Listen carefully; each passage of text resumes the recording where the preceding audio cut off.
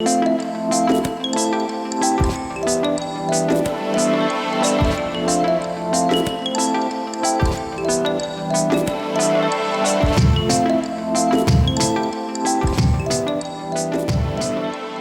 and welcome to Doing More. I'm Erica Cardenas and Happy New Year. As we said goodbye to 2020 and happily welcome 2021 with hope and anticipation, we're also proudly preparing to celebrate Dr. Martin Luther King Jr.'s birthday and Black History Month.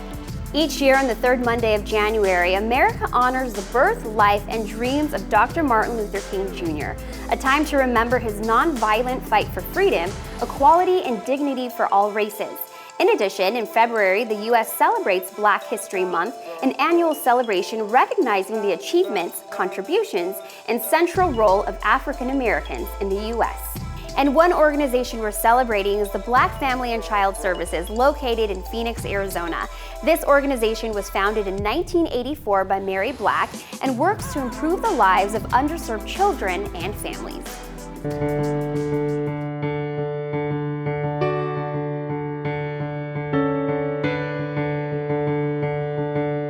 With me now is Shawn Pearson, CEO of the Black Family and Child Services in Phoenix, Arizona. Shawn, thank you so much for being with us. Thank you for having me, Erica. I appreciate it. First off, tell us about your wonderful organization and what you do in the community. Black Family and Child Services is about 36 years old. We were founded by Miss Mary M. Black in 1984, and she was a social worker at heart and by profession. She established this work to promote the well-being of African American families, and since that time, it has developed into serving all the families who come here. As you know, poverty does not care what color we are. And so being housed in South Phoenix, we have encountered every culture and community. Design Institute is also another nonprofit that, as I said, is here on the campus. It was established in 2010 with a focus on education, economic development, and entrepreneurship. Let's talk a bit about something called the WELL Initiative.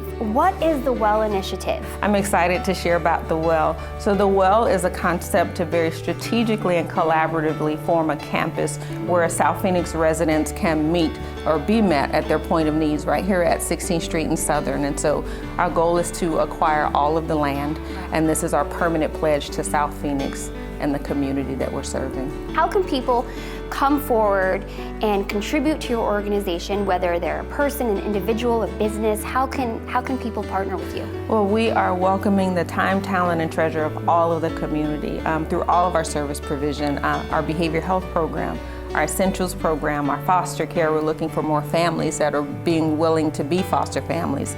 But the easiest way to engage us would be through our website. You can visit us at www.bfcsfamily.org.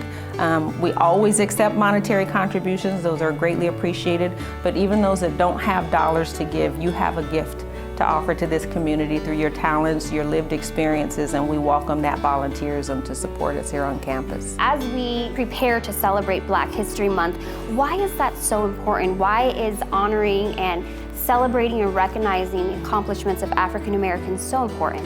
Well, I think the reality is, while we celebrate once a year, over a month, Black history is existing all year long. As we live our lives daily, Black history is being made with great accomplishments. And so this month, I think, can very intentionally be focused on how do we be a light in the midst of some dark circumstances. Well, Shawn, thank you so much for your time, and especially everything that Black Family and Child Services is doing here in our community. You are making such a difference. Thank you for the support. We welcome you all back to the campus at any time. You're making a tremendous impact in our community as well, so thank you. The Black Family and Child Services is always serving hundreds of families in the metropolitan Phoenix area and urgently invites your humble support through the donation of unworn children's clothing and shoes, plus your generous tax-deductible contributions. You can receive a dollar-for-dollar Arizona tax credit to reduce or eliminate your state income tax. I'll be right back with more on Doing More right after this. Welcome back to Doing More. We're here at the Black Family and Child Services celebrating family, bravery, and diversity during Black History Month. Did you know that Black History Month originally started as a week-long celebration? Then by 1960s, during the Civil Rights Movement, it turned into a month-long recognition. So by 1976, President Gerald Ford made Black History Month official, which is now celebrated nationally and globally. We headed over to Las Vegas, Nevada, where Cox Communications celebrated Black History Month and honored the contributions made by prominent community leaders. Take a look. Well, I'm from a little town called Hampton Roads, Virginia, and I moved here by way of Memphis, Tennessee. Grew up in North Carolina, a little place called Ahoskie. Went to school there at one of the HBCUs, a couple of years. Moved to Washington, D.C., but I always wanted to go to the West Coast. Here I am, a kid that grew up on the streets, a welfare home. I was the only one out of my mother's three oldest that did not go to the penitentiary, let alone went to college, graduate school. My life started in foster care. Our home was a home that was filled with kids of every nationality, racial beliefs, and it was just an amazing way to grow up. But I grew up in Tucson, Arizona. So I came to Las Vegas in 1992 with no prospects, no job, nothing. My husband and I both had our careers in law enforcement, and he decided in 1993 that we were going to make a move to Las Vegas, and I thought he was nuts. The thing that really excited me about Las Vegas was that it was constantly reinventing itself, and I felt that this was an opportunity or a place where I could get in and make an impact in the business community as well as the general community as a whole. The history department decided it was time for Las Vegas to learn how to do oral history. As corrections officers, while we were in charge for the care, custody, and control of the inmates in our custody, but how do we stop the cycle for people not to come into custody? So in February, I was sworn in as a court-appointed special advocate, and that work has been rewarding because I see the immediate impact that I have on this child's life. We deal with the discipline. We deal with the respect. We deal with hygiene. But most importantly, we deal with love. Some of the parents that I had in jail that just needed to see that someone cared. When they see us, we get a hug and a handshake. For a lot of those kids, that's the only hug and handshake they'll get until they see us again. I've been taught the history of Las Vegas by Las Vegans. I can speak about the Black community in a way that I can tell their story because they've taught me how to. I think it's very important for us to continue to give back to our communities. I love Las Vegas. I love living here. I love the opportunities. Men giving up their time, their money, and their passion for these young people. I am proud to be one of the 100. If you could just save one life, then it's made it all worth it. Along the way, we also stopped and visited a museum in Oklahoma built and designed for the arts and Oklahoma's ever-changing sky. Take a look. The Oklahoma Contemporary Arts Center moved to a new location just this last March, but getting there took about 10 years of planning. The impetus for our move really started with the fact that we realized that we had no more room to grow. Oklahoma Contemporary's new site is located near downtown Oklahoma City. It's on the north edge of what's known as Automobile Alley on 11th and Broadway Avenue. And the site is about a 4.5 acre site that was purchased with basically no buildings on it except for an existing 10,000 square foot old single-story brick warehouse building. It was about 100 years old, and that facility and that building was completely renovated as part of this project to serve as our studios building. The main building, also known as Folding Light, is located in the center of that 4.5 acre site. In looking for architects, it's not in our mission to have invited a star architect from afar to build a big building for us. Our mission revolves around arts education. Rand might have been the second or third board member to join Oklahoma Contemporary's board, some 30 years ago. So in looking at the different applications we got from architects, it was our feeling that Rand was the most knowledgeable, the most familiar with our mission, and that he would do the best job of providing us with a plan for a building that would meet our needs. In talking about the construction of the building, we had responsibilities to do a building that was economical. We had responsibilities of doing a building that met the functional requirements. We needed to build a building that really did have a spirit and a sensibility to it that would be something that you would remember. And so all of that has to be constructed.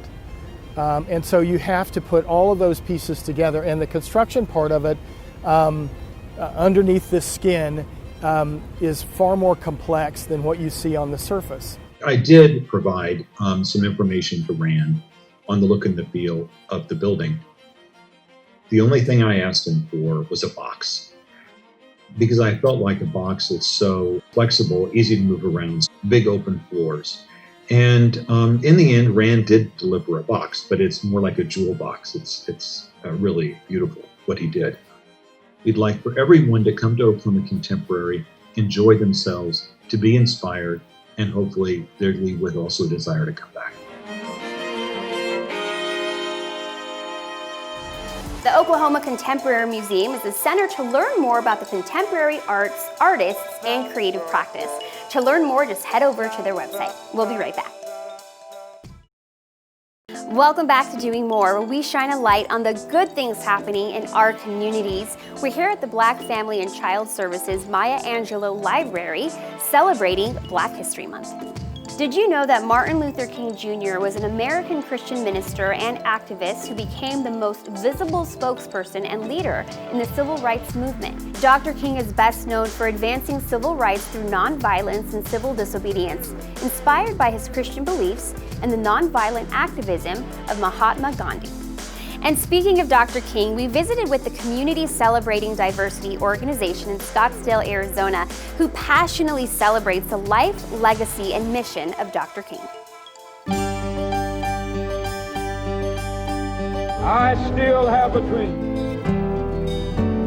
It is a dream deeply rooted in the American dream. Community Celebrating Diversity was first originated in 1993 by Sandra Rembrandt and Don Logan. A couple individuals that came together and decided that, there needed to be a dedicated event for Martin Luther King here in the Scottsdale community. And it was important that Scottsdale come together and embrace diversity and inclusion and understand the legacy of Dr. Martin Luther King. The MLK Celebration Dinner event is an annual event and has been ongoing for the last 27 years. And it's a great way for people to come and gather together and celebrate the life and legacy of Dr. Martin Luther King Jr. So the MLK dinner, for the first time ever, we're going to go into a virtual session because of the pandemic.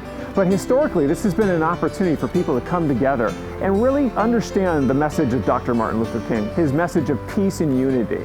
We've had amazing speakers. This year, for the first time, we'll be going virtual, and we'll have a great opportunity to hear from Ken Whitakay Jr., who's the member behind the Free Hugs Project.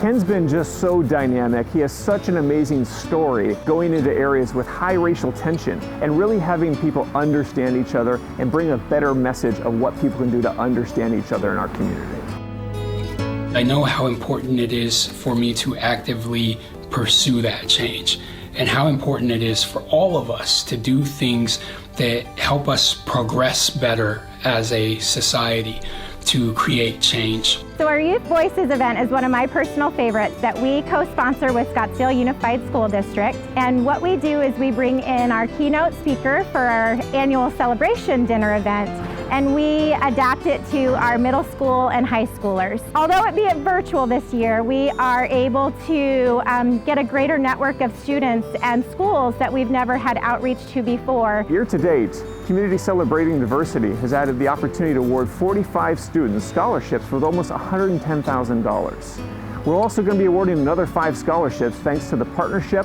from all of our sponsors in the community helping to really help young men and women look at that dream of college, and CCD has been a large part of helping so many people find that dream of getting to college. It's been so instrumental having a partnership with Cox, APS, Nationwide, some of our largest sponsors. There's so many other sponsors I could name, but these are companies that understand the diversity of their companies and their culture. They believe in this. Under the legacy of Dr. Martin Luther King, he built a foundation that we should never forget. And I think that's something that's so critical, from our children to all our friends and family, that we take time to be an example of what diversity and inclusion can be and why this can make all of us a stronger nation because of it. We were happy to visit the CASA Pima County Campaign, an association that appoints mentors to abused and neglected children in the courtroom and other settings. Let's take a look.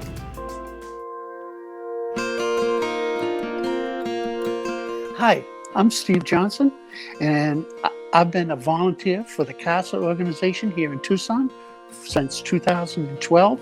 I have had 7 or 8 cases, which is now involved about 12 children. CASA is a reporter. You report to the court of what's happening in a child's life, but it's more or less you become a friend to this child, and you have nothing to do with the system, the DCS or lawyers or anything like that. All you do is report to the court of what's happening with this child and what's in the best interest of this child. But really, it's becoming a friend to the child, getting the child to trust you and talk to you. I was in the foster care system for 11 years. I always wanted somebody there because I was in several different foster homes and somebody to talk to. And when I retired out here, I said, I need to do something. I found the CASA organization, which lets you be with this child so the child gets permanency, whether that's reunification or a forever home, adoption or whatever. So that became more fulfilling to me, and that seems like I felt better doing it. Every case is different, of course, like every child. My current case is a little 6-year-old boy who has a heart of gold, and would like to be adopted. And I'm going to do everything in my power to make sure he gets the right family. Being nominated for the Congressional Medal of Honor is such a privilege and such a blessing that I really don't deserve. If anything, the CASA program deserves it. They've given me the opportunity to be myself and to put my best foot forward to help these children. So I can only say that it's quite an honor that I really don't understand how I was picked. I get more out of it than the kids get. I don't think there are any set qualifications. You don't have to be rich. You don't have to have a master's degree or anything like that in anything.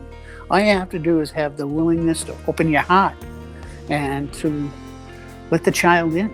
Be a good listener, That's about the best thing I would say you need to have. Are you a good listener? If you can just sit there and listen to a child, it's well worth it. You're more than qualified. Of course, you're going to get back more than you give. That always happens. I haven't found a case yet that doesn't happen. So I would consider volunteering with this organization or something like this.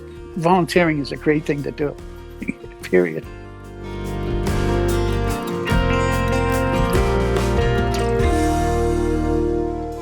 To become a CASA Pima County volunteer and make a difference in a child's life, just head over to the website on your screen. We'll be right back. Welcome back to Doing More. We're here celebrating Black History Month at the Black Family and Child Services here in their Maya Angelou Library as we recognize the outstanding accomplishments of African American leaders. Our final stop was to pay a visit to our brave healthcare workers, those who've been on the front lines battling sickness, all in the name of humanity, family, and love. Take a look.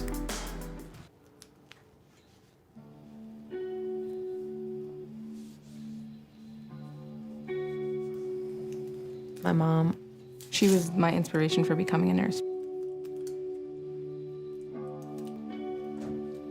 I miss my mom and the ability to show her physical love.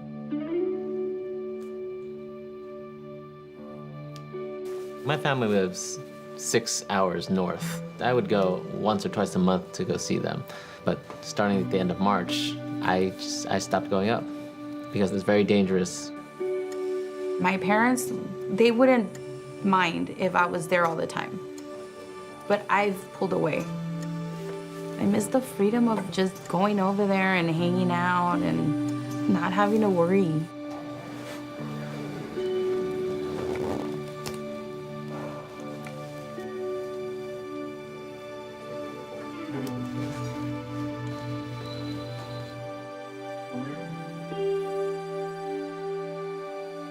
My mom, she's always looking after you and making sure you're fed. So I miss that about her a lot. My mom, she would make a Puerto Rican dish or an Italian dish, and those were always so delicious. My mom, she loves to feed us. So she'd call me, hey, I made this or I made that, but I would make up excuses not to be around.